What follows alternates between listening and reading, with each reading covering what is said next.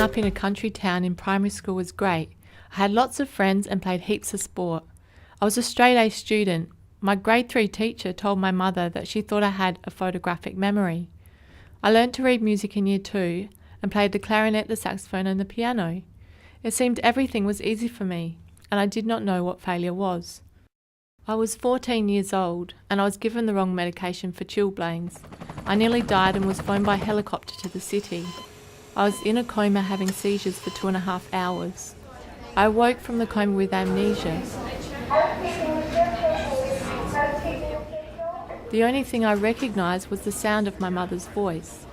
Due to the medication to stop the seizures, I also experienced my first psychosis. I thought that I was in prison being interrogated. I was diagnosed with post-traumatic stress disorder and major depression. I didn't talk for 4 months and was scared of sleeping for fear of falling back into the darkness and stared at the white wall. It was my sister that brought me out of depression. She started tickling me and I started laughing involuntarily, and after that started laughing for real and suddenly recognised my sister. I was really happy to be out the deep hole of depression. The only problem was now I was too happy and had my first manic episode. I'd only say half sentences because my brain was thinking so rapidly, and for the first time in my life no one could understand me. I couldn't understand what was going on. The events caused me to lose my ability to understand maths, science and music. I had to find what I could do and not focus on what I couldn't. My father said of my mania, Kylie can talk underwater with a mouthful of marbles and call the last race at the same time. I have had bipolar disorder for 18 years and am classified as severe.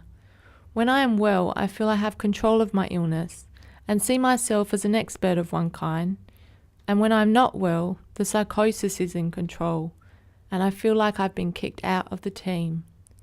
I feel like I stopped thinking and someone else is in control of what I say, think and do.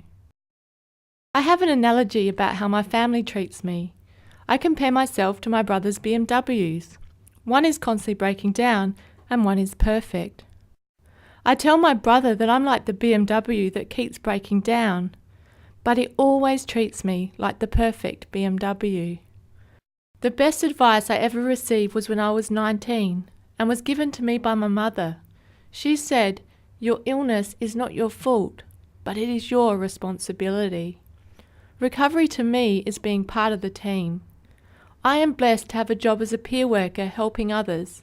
I am a survivor and it is rewarding to inspire people and touch hearts. I've excelled beyond my illness and I measure success in a different way now. Gaining insight and knowledge I now see as some of my greatest accomplishments.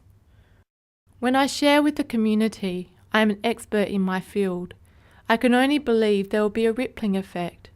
Across the water, a bridge I will build. No matter what you've been through, there are ways to learn how to cope.